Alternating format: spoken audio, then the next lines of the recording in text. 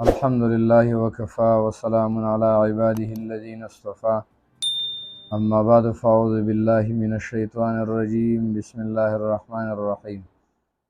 محترم مسلمانان ورونو، تیر بیان کې هغه عیبونه بیان شوي چې کوم عیبونو باندې قربانی کول جایز نه وه، یعنی هغه عیبونه چې هغه په څاروي کې پیدا شي نو د هغې په وجه باندې بیا په هغه څاروي باندې قرباني کول جایز نه وه. نو ننني بیان کې هغه عیبونه بیانوو چې کومو عیبونو په وجه باندې چې هغه که په څاروي کې پیدا هم شي هم قرباني پې جایز ده. اول نمبر هغه عیب چې څاروي کې پیدا شي او قرباني پې جایز ده، بیا هم په هغې کې اول نمبر د څاروي اخکرې ماتې شي، دومره اندازه باندې ماته شي چې بقایا حصه د اخکر پاتې وي. مثال په طور باندې ټول اخکر 3 حصې که نو 2 حصې پاتې شو، 1 حصه ماته شوله، نو په دې څاروي باندې قرباني جایز ده.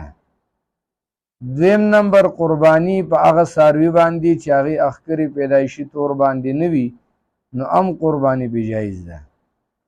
دریم نمبر هغه عیب چې څاروي کم اندام مخصوصه دی چې هغې ته ذکر ویلی کېږي، ذکر یې د کار نه وي، یعنې د څاروي د خواهش د پوره کېدلو نه وي، نو په دغه څاروي باندې قرباني کول هم جایز ده، څه خبره پکې نشته.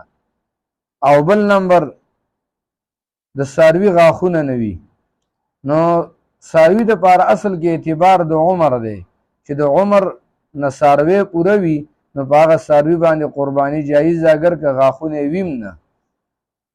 دریم نمبر د څاروي ژبه د غوا د بزي ژبه کټ شوي وي، نو که ژبه د بزي کټ شوي وي نو په هغې باندې قرباني جایز ده په خلاف د غوا باندې، ځکه که د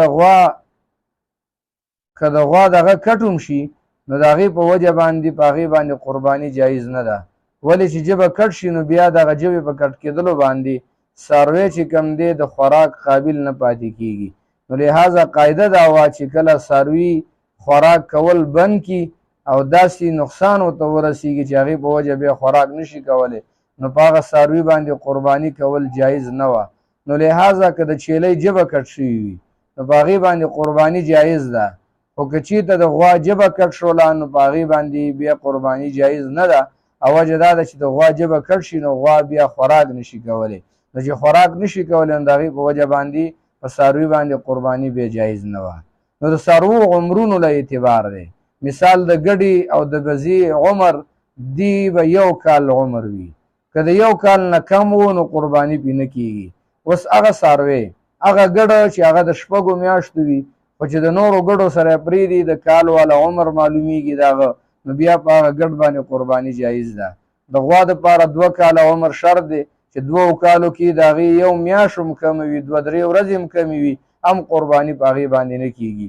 اوښ دپاره 15 کاله عمر شرط دی، 15 کاله به د هغې پوره وي، نو لحاظه که د هغې کې د عمر د 15 کالو نه کم وي نو په هغه اوښ باندې بیا قرباني هم جایز نه ده. او بل هغه عیب چې څاروی لیونی وي، خو دا لیونتوب دونه نه وي چې دا خوراک نه پیژني، که خوراک یې پیژندلو نو بیا په هغه څاروي باندې قرباني جایز ده. که لیونتوب دومره حد ته رسېدلی و چې هغې په وجه باندې څاروي خوراک نه پیژندلو نه یې شو کولی نو بیا په هغه څاروي باندې قرباني کول دا جایز نه ده. نو لحاظه دا هغه عیبونه و چې دا که په څاروي کې موجود شي نو د هغې په وجه باندې په څاروي باندې قرباني بیا جایز ده، په هغې کې څه فرق نه راځي. واخر دعوانا ان الحمد لله رب العالمین.